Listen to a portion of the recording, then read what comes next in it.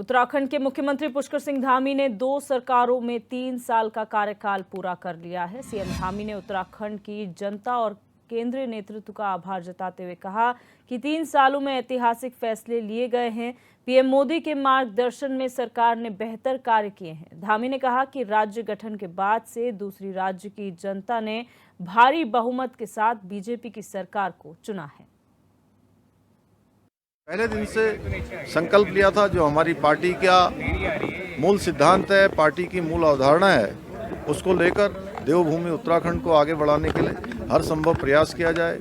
नौजवान युवाओं के लिए हमने जहां भर्ती प्रक्रियाएं पारदर्शी बनाई, नकल का अध्यादेश लेकर आए और पिछले 3 वर्षों में 14,800 सरकारी पदों पर भर्तियां की गई और सारी की सारी नकल विहीन हुई, पारदर्शिता के साथ हुई।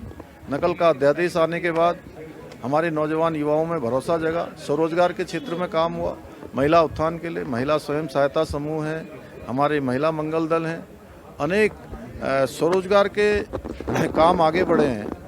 हाउस ऑफ हिमालय ब्रांड हमने माननीय प्रधानमंत्री जी के हाथों उसका उद्घाटन हुआ। आज पूरे देश के अंदर हमारे यहाँ के बने हुए उत्पादों की मांग बढ़ रही है। अनेक स्वयं सहायता समूह, हमारे महिला समूह अपना काम कर रहे हैं। पिछली दीपावली पर सशक्त बहना उत्सव योजना प्रारंभ की गई।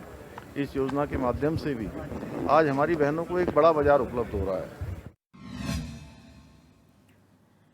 मिशन मोड पर विभागों की समीक्षा बैठक में जुटे सीएम धामी ने जनहित से जुड़े 2 बड़े फैसले भी लिए हैं। अब आम आदमी को तहसील और कचहरी के चक्कर खतौनी की सर्टिफाइड कॉपी के लिए नहीं लगाने होंगे। सीएम ने अफसरों को 15 जुलाई तक आम आदमी को उसके मोबाइल और लैपटॉप पर ही घर बैठे सर्टिफाइड खतौनी की सुविधा देने के निर्देश दिए हैं। साथ ही आरटीओ विभाग में ऑनलाइन और ड्राइविंग लाइसेंस आवेदन के लिए स्लॉट की सुविधा और सरल की जाएगी।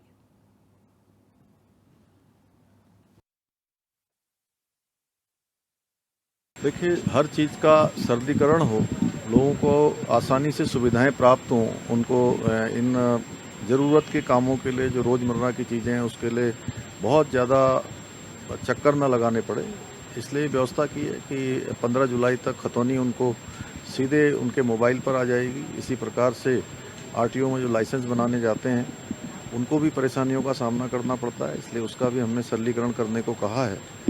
और भी जो विभाग हैं, सभी विभागों को कहा है कि जनता की जो काम है उसमें उनको किसी को भी कोई परेशानी नहीं होनी। लोकसभा चुनाव के बाद संसद का पहला सत्र हंगामे के साथ संपन्न हो चुका है। सत्र के बाद उत्तराखंड बीजेपी अध्यक्ष और राज्यसभा सांसद महेंद्र भट्ट देहरादून स्थित बीजेपी कार्यालय पहुंचे, जहां उन्होंने राज्यसभा के विशेष सत्र का अनुभव मीडिया के साथ साझा किया। उन्होंने कहा कि सीमांत राज्य से आने वाले एक छोटे से राजनीतिक कार्यकर्ता को देश की संसद में अपनी बात रखने का मौका मिला, जो कि उनके लिए बेहद सौभाग्य की बात है। महेंद्र भट्ट का कहना है कि उत्तराखंड की जनता की जो अपेक्षाएं हैं, उन्हीं मुद्दों को सदन के पटल पर रेखांकित किया गया है। साथ ही महेंद्र भट्ट ने केंद्र की तमाम योजनाओं का उत्तराखंड में मिल रहे लाभ का भी जिक्र किया। देखिए, पहला उद्बोधन था और जिन उद्देश्यों के साथ यहाँ की जनता ने जो अपेक्षाएं मुझसे की हैं, उन उद्देश्यों, उन भावों को मैंने सदन के अंदर रखा है। खासतौर पर उत्तराखंड के पर्यटन को मैंने रेखांकित किया है, धार्मिक यात्रा को रेखांकित किया है। इसके साथ साथ जो उत्तराखंड के अंदर इन्वेस्टर समिट हुआ है, उस समिट के लेकर जो यहाँ के युवाओं के अंदर जो उत्साह का भाव है, उसको मैंने राज्यसभा के अंदर रखा है। और मैंने अपेक्षा भी व्यक्त की है कि प्रधानमंत्री जी, जो भी हमारे प्रदेश के मुख्यमंत्री जी जिन प्रस्तावों को लेकर केंद्र में जाते हैं, वो सारे प्रस्ताव वहाँ पर स्वीकृत होते हैं। और ये मैंने कहा कि जो विषय मैं हर बार बोलता हूँ कि प्रधानमंत्री जी का उत्तराखंड के प्रति एक बड़ा लगाव है और उस भाव के साथ आगामी दिनों में उत्तराखंड की सभी योजनाओं को, विकास पूरक योजनाएं हैं, उस पर हमको लोग सफलता प्राप्त। उत्तराखंड की बद्रीनाथ और मंगलौर विधानसभा सीट पर बीजेपी और कांग्रेस की साख दांव पर लगी है। कांग्रेस अपनी बद्रीनाथ सीट को गंवाना नहीं चाहती और मंगलौर सीट पर जीत हासिल करना चाहती है। वहीं बीजेपी भी दोनों सीटों को हथियाने के मूड में है। बीजेपी प्रदेश अध्यक्ष महेंद्र भट्ट ने भी दोनों विधानसभा सीटों पर जीत के लिए तैयारी तेज कर दी है। महेंद्र भट्ट ने दावा किया है कि इस बार दोनों सीटों पर बीजेपी जीत हासिल करेगी, क्योंकि दोनों सीटों पर बीजेपी के मजबूत प्रत्याशी हैं। भट्ट का कहना है कि जनता सिर्फ विकास के नाम पर वोट देती है और बीजेपी विकास को हमेशा प्राथमिकता देती है।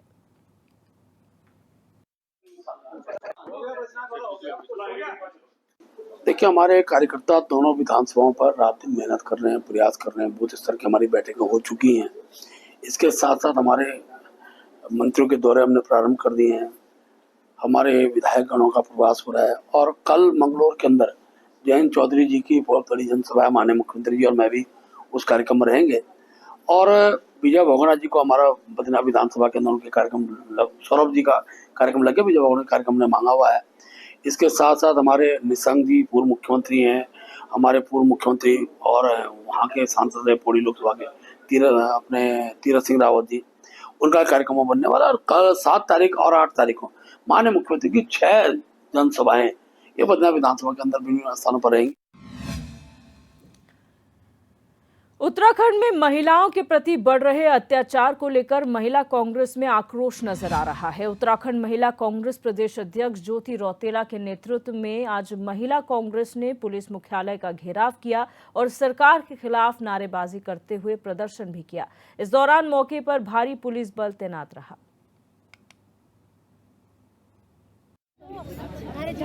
हमारी मांग ये है कि जो हमारे प्रदेश में लगातार महिलाओं के साथ बलात्कार के केसेस बढ़ रहे हैं, कभी 6 साल की बच्ची के साथ गैंग रेप हो जाता है, कभी हरिद्वार में एक बच्ची 13 साल की बच्ची के साथ गैंग रेप होता है। कल हमारे मुख्यमंत्री जी की जो विधानसभा सीट है चंपावत में 3 लोगों ने एक नाबालिग बच्ची के साथ गैंग रेप करा। ये विधानसभा चंपावत की चौथी घटना। इस प्रदेश में लगातार पिछले जब से भाजपा की सरकार है तब से बलात्कार की घटनाएं, महिलाओं के ऊपर अत्याचार की घटनाएं बढ़ती जा रही है। 1 साल 11 महीने में एनसीआरबी की रिपोर्ट के मुताबिक 1552 बलात्कार के केस थे, जिसमें 362 बलात्कार के केस राजधानी देहरादून में।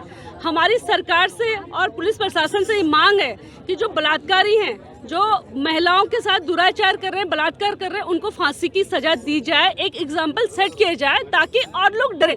आज उत्तराखंड महिला कांग्रेस सड़कों पर उतरी है और आज पुलिस मुख्यालय का घेराव उत्तराखंड महिला कांग्रेस की तरफ से किया जा रहा है और महिला कांग्रेस की प्रदेश अध्यक्षा ज्योति रौतेला के नेतृत्व में जो है पुलिस मुख्यालय कूच किया जा रहा है। आपको तस्वीरें हम दिखा रहे हैं।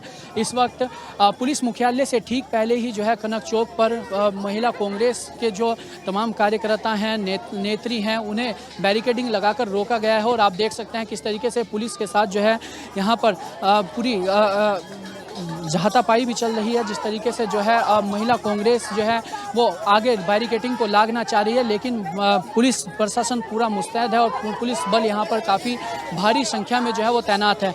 बता दें जो ये मामला पूरा है उत्तराखंड में, अगर बीते कई दिनों की बात की जाए तो महिलाओं के प्रति जो अत्याचार है वो काफ़ी बड़े हैं। चाहे हरिद्वार जिले में बहादुराबाद में एक नाबालिग लड़की के बलात्कार का मामला हो या फिर बीते कल चंपावत में एक नाबालिग लड़की का बलात्कार का मामला हो, तो ये तमाम ऐसी चीज़ें जो है सामने आई और महिलाओं के प्रति और भी तमाम ऐसी चीज़ें जो है घटनाएं या अपराध सामने आए हैं जिसने देवभूमि को जरूर शर्मसार किया है। इसी के को चलते आज जो बलात्कारी हैं उनकी फांसी की मांग को लेकर और साथ ही साथ जो है इस पर कड़ी से कड़ी जो है कार्यवाही की जाने की मांग को लेकर आज महिला कांग्रेस सड़कों पर उतरी है और पुलिस मुख्यालय का घेराव जो है यहाँ पर कर रही है। आप देख सकते हैं पुलिस लगातार जो है इनको हटाने का काम कर रही है, आगे बढ़ने नहीं देने जा रही है और लगातार जो महिला कांग्रेस की नेत्री हैं, कार्यकर्त्री हैं, वो लगातार जो है आगे बैरिकेडिंग लांघकर जो है वो आगे कूच करना चाह रही हैं। आपको तस्वीरें सीधे दिखा रहे हैं। कनक चौक पर जो है बैरिकेडिंग लगाकर रोका गया है और काफ़ी देर से जो है कांग्रेस की जो महिला नेत्री हैं वो लगातार आगे बढ़ने का प्रयास कर रही है, लेकिन पुलिस प्रशासन भारी संख्या में यहाँ पर मौजूद है और उन्हें रोकने का प्रयास जो है वो किया जा रहा है। आपको सीधे जो है तस्वीरें यहाँ से दिखा रहे हैं। किस तरीके से आप देख सकते हैं जो तस्वीरें हैं, और कांग्रेस की जो महिला प्रदेश अध्यक्षा हैं ज्योति रौतेला वो भी यहाँ पर मौजूद हैं, और ऐसे में तो तस्वीरें दिखा रहे हैं। यहाँ पर लगातार जो है नारे भी लगाए जा रहे हैं, और सरकार के खिलाफ जो है नारेबाजी भी यहाँ पर जमकर जो है महिला कांग्रेस की जो नेत्री हैं उनके द्वारा जो है वो की जा रही है। आपको दिखा रहे हैं, बातचीत भी करेंगे। तो महिला कांग्रेस की प्रदेश अध्यक्ष ज्योति रौतेला, मैम आज आप जो बीते कई दिनों से देखा जा रहा है महिलाओं के प्रति जो अपराध बढ़ रहे हैं, चाहे बलात्कार के मामले हो या अन्य अपराध के मामले, उसको लेकर आज आप सड़कों पर उतरे हैं, क्या कुछ कहना चाहिए? हम ये बोलते हैं कि जहाँ हम लोग आवाज उठा रहे हैं वहाँ तो सरकार पुलिस को आगे कर रही है, लेकिन जहाँ अपराध हो रहे हैं, जहाँ गैंगरेप हो रहा है, बलात्कार हो रहा है, वहाँ ये सरकार क्या कर रही है? हमारी मांग लगातार यही है कि बलात्कारियों को फांसी की सजा दी जाए, फांसी की सजा दी जाए। वो ये सरकार नहीं कर पा रहे, लेकिन जो लोग उसके विरुद्ध अन्याय के विरुद्ध आवाज उठा रहे हैं उन लोगों को ये लोग कर रहे हैं। लगातार देखा गया एनसीआरबी का डेटा भी सामने आया था, जिसमें 9 हिमालयी राज्यों में मैम एनसीआरबी का डेटा भी सामने आया था, जिसमें 9 हिमालयी राज्यों में उत्तराखंड अपराध के मामले में पहले नंबर पर था, और महिला अपराध के मामले में लगातार जो है अपराध बढ़ रहे हैं। आप भी सड़कों पर उतरने का काम कर रहे हैं, इस तरीके से देखते हैं जो अपराध है वो लगातार उत्तराखंड में बढ़ते जा रहे हैं। देवभूमि जिसे उत्तराखंड, हम सब लोगों को शर्म आती है कि हम लोग देवभूमि के निवासी हैं, और इस प्रदेश में आज बलात्कार, महिलाओं के ऊपर अत्याचार के नंबर में हमारा प्रदेश नंबर 1 हो गया। जो प्रदेश पढ़ाई में नंबर 1 होना चाहिए, जो डेवलपमेंट में नंबर होना चाहिए था, वो उस प्रदेश की आज ये कंडीशन है, और ये शर्म वाली बात है। इस देश के सरकार और शासन के लिए कैसे कर रहे हैं? अगर आज जो आप मांग कर रहे हैं, अगर आपकी मांगे नहीं मानी जाती तो अगला कदम आपका क्या रहेगा? हम लोग पूरे जिलों में ये प्रोग्राम, ये कल मुख्यमंत्री का पुतला दहन करेंगे, और उसके बाद हम मुख्यमंत्री आवास का घेराव करेंगे। कांग्रेस की महिला प्रदेश अध्यक्षा ज्योति रौतेला और साफ तौर पर जो है सरकार को चेतावनी देने का काम कर रही है कि अगर इनकी मांगे नहीं मानी जाती तो आगे जो आंदोलन है, जो प्रदर्शन है, वो और भी व्यापक रूप लेगा, और साथ ही साथ अगर इनकी मांगे नहीं मानी जाती तो मुख्यमंत्री आवास का घेराव करने का भी काम जो है कांग्रेस की महिला नेतृत्व वो करेंगी। और इसी को लेकर आज भी जो है कांग्रेस की जो महिला नेत्री हैं उनकी तरफ से लगातार जो है प्रदर्शन किया जा रहा है। पुलिस मुख्यालय का घेराव के लिए जो है वो लगातार आगे बढ़ने की कोशिश कर रही है, लेकिन भारी पुलिस बल यहाँ पर तैनात है, और जो है कनक चौक पर बैरिकेडिंग लगाकर पहले इन्हें रोकने का काम किया जा रहा है। और लगातार जो है यहाँ पर तमाम चीज़ें जो है देखने की जा रही हैं, जिस तरीके से महिला कांग्रेस जो है वो आगे बढ़ने का प्रयास कर रही है, लेकिन जो है लगातार जो है अभी उनका प्रदर्शन जारी है। आगे देखने वाली बात होगी कि इनकी मांग पर क्या कुछ संज्ञान सरकार के द्वारा लिया जाता है। अपने सहयोगी निमेश सजवान के साथ मेरुन सैनी, HNN 24/7 देहरादून। बढ़ते हैं आगे। उत्तराखंड में महिला अपराध को लेकर कांग्रेस लगातार प्रदेश सरकार पर हमलावर है, तो वहीं बीजेपी का कहना है कि कांग्रेस को अपना कार्यकाल याद करना चाहिए जब बलात्कारी और हत्या करने वाले छूट जाते थे, लेकिन आज ऐसा नहीं है। पुष्कर सिंह धामी की सरकार में कठोर कानून बने हैं, जिसके चलते बलात्कारी और हत्यारे अब जेल की सलाखों के पीछे होते हैं। कांग्रेस के कार्यकाल की तरह खुले में नहीं घूमते। अपना कार्यकाल याद करना चाहिए जिस समय अफसरशाही भी मुझे लगता है कि कांग्रेस को अपना कार्यकाल याद करना चाहिए जिस समय अफसरशाही भी बेलगाम थी, और तमाम इस तरह के रेप और बलात्कार के केस आया करते थे, और जिसमें जो दोषी है छूट जाया करते थे, पकड़े भी नहीं जाया करते थे। कम से कम आज धामी सरकार में जो लोग अपराध करते हैं या रेप जैसे कोई जघन्य अपराध करता है वो जेल की सलाखों के पीछे होता है। तो उनको समझना पड़ेगा कि धामी सरकार ने जो कठोर कानून बनाने का काम किया है उसके चलते यहाँ अपराध भी कम हुए हैं, और वो लोग जेल की सलाखों के पीछे हैं जिनके लिए वो धरना प्रदर्शन करने की बात करें। तो मुझे लगता है कि अगर वो अपना कार्यकाल को याद करेंगे तो उन्हें बेहतर समझ में आएगा कि धामी सरकार इस वक्त कितना बेहतर काम कर रही है। हाथरस हादसे के बाद उत्तराखंड पुलिस भी अब सतर्क हो गई है। पुलिस मुख्यालय की ओर से सभी जिलों में एसओपी बनाने के निर्देश दिए गए हैं। वहीं एडीजी कानून एपी अंशुमन ने अधिकारियों की बैठक ली। इस दौरान उन्होंने सभी जिलों में भीड़ प्रबंधन और सुरक्षा को लेकर एसओपी तैयार करने के निर्देश दिए। उन्होंने बताया कि इन एसओपी के आधार पर मुख्यालय राज्य भर के लिए एक विस्तृत कार्य योजना तैयार करेगा, और एनओसी से पूर्व कार्यक्रम स्थल की भली भांति जांच के लिए सभी थानेदारों को अच्छे से ब्रीफ कर लिया जाएगा। साथ ही बिना अनुमति आयोजित होने वाले कार्यक्रमों के आयोजकों के खिलाफ नियमानुसार कार्रवाई भी की जाएगी।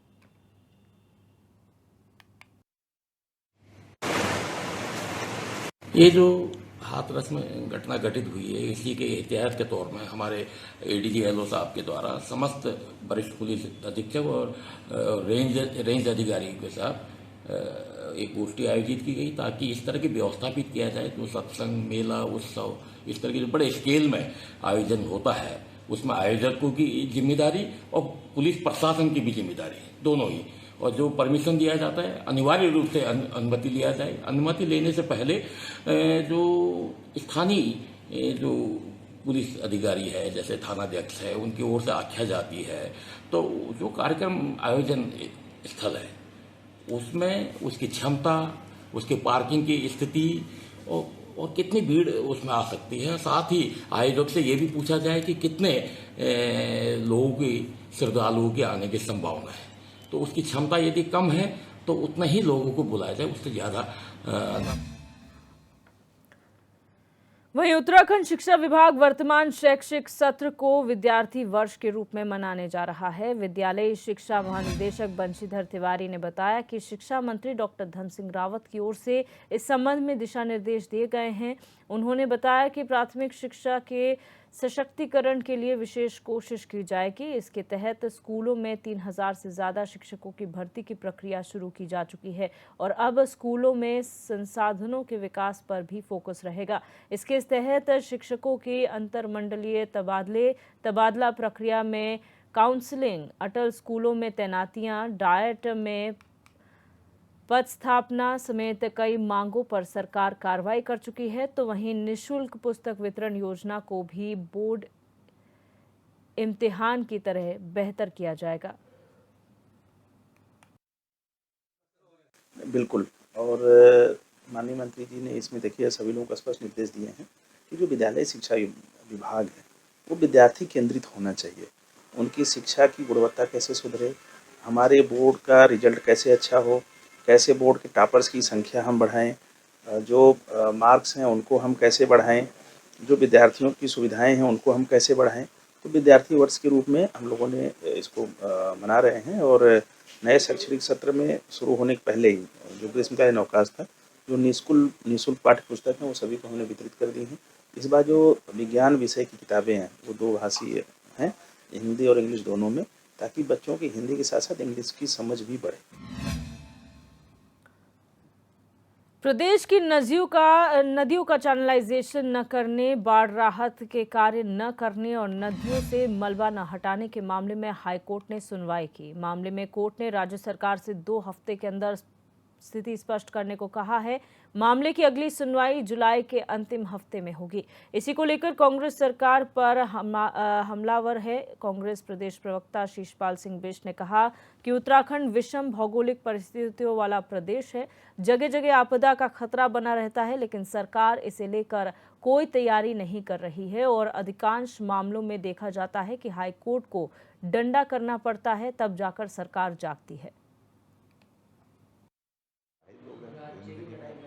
उत्तराखंड विषम भौगोलिक परिस्थितियों वाला राज्य है और मानसून सीजन में जगह जगह जो है, आप देखिए हरिद्वार उधम सिंह नगर में जो है बाढ़ का खतरा रहता है, जो नदी का पानी जो है ग्रामीण क्षेत्रों में घुस जाता है, जिससे आम जनजीवन अस्त व्यस्त हो जाता है। और बरसात से पहले नदियों में जो एक चुगान की व्यवस्था रही है, जिससे जो है कि जल स्तर जो है ऊपर ग्रामीण क्षेत्रों में न जा पाए, उसके लिए सरकार को पहले से तैयारियां करनी चाहिए। सरकार ने समय रहते कोई तैयारियां नहीं की। अब मानिए हाईकोर्ट को जो है सरकार से जवाब तलब करना पड़ रहा है और आप देखिए अधिकांश मामलों में हाईकोर्ट का डंडा होता है, तब जाकर के सरकार जागी है।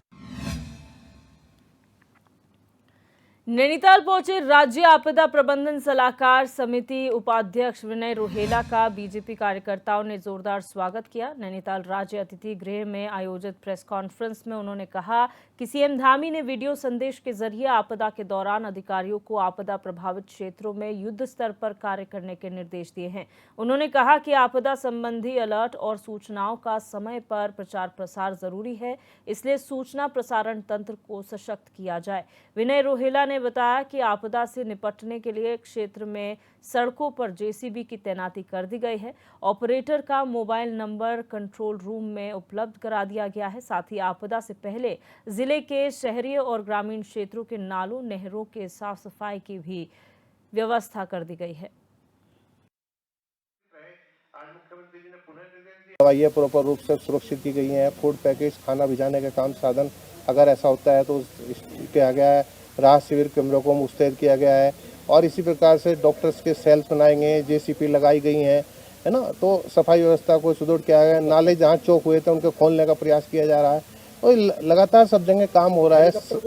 हेलीकॉप्टर वगैरह की व्यवस्था की जा रही है। सभी हेलीपैड जितने हैं वहाँ पे सफाई व्यवस्था रखी जा रही है। हेलीपैडों को चुस्त किया जा रहा है ताकि वहाँ हेलीकॉप्टर उतारने में दिक्कत ना हो। इस प्रकार से मैं समझता हूँ एक माननीय मुख्यमंत्री जी के निर्देशों में और पूर्व में सरकार ने जो तैयारी की गई है, व्यवस्थाएं चाक चौबंद है। फिर भी अगर आपदा के अंतर्गत कोई घटनाक्रम बदलता है तो यहाँ कंट्रोल रूम से कहे और अगर ऊपर से व्यवस्था करनी पड़ी, देहरादून से व्यवस्था करनी है, हल्द्वानी से करनी पड़ती है, NDRF है, SDRF है और अपनी फायर सर्विसेज है, वो सब लोग भी तैयारी करके अपनी बैठे हैं। बढ़ते हैं आगे। मॉनसून का असर बद्रीनाथ धाम की यात्रा पर भी दिखाई देने लगा है। बद्रीनाथ धाम में श्रद्धालुओं के आंकड़े में धीरे धीरे गिरावट आने लगी है। बद्रीनाथ धाम में 1 जुलाई से श्रद्धालुओं का आंकड़ा 10,000 से नीचे की ओर आ गया है। 3 जुलाई को बद्रीनाथ धाम में 2,996 श्रद्धालुओं ने भगवान बद्री विशाल के दर्शन किए। वहीं अभी तक 8,39,979 श्रद्धालु भगवान बद्री विशाल के दर्शन कर चुके हैं।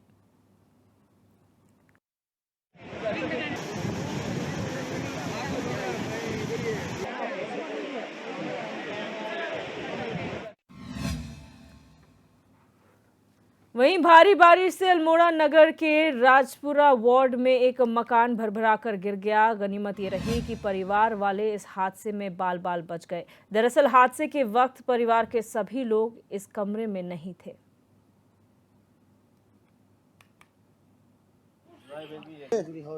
ये पूरा टूट चुका है। क्योंकि ये जो मकान है ये नगर पालिका के सरकारी मकान है और लगभग बहुत पुराने मकान हैं, ऐसा ये लोग बता रहे हैं। 100 साल से ज़्यादा इन मकानों को हो गए हैं और जीर्ण शीर्ण अवस्था में है ये मकान है। और ये नगर पालिका के में कर्मचारी लोग यहाँ पर रहते हैं, जो स्वच्छता कर्मी हमारे भाई लोग हैं, माताएं हैं, बहनें हैं, और वो लोग यहाँ पर निवास करते हैं और लगातार पिछले 6, 7, 8 महीने से एप्लीकेशन दे रहे हैं कि मकान जीर्ण शीर्ण अवस्था में आ गए हैं, जीर्ण शीर्ण अवस्था में है और कभी भी ये मकान ध्वस्त हो सकते हैं। और कल की जो बारिश हुई है उस बारिश के बाद एक मकान यहाँ पर ध्वस्त हो गया है। उसकी जो दोनों तरफ की दीवारें हैं, छत गिर गई है, दोनों तरफ की दीवारें इस स्थिति में है कि पत्थर है, पत्थर के नीचे केवल मिट्टी है और वो मकान वो दीवारें कभी भी टूट सकती हैं उस मकान से।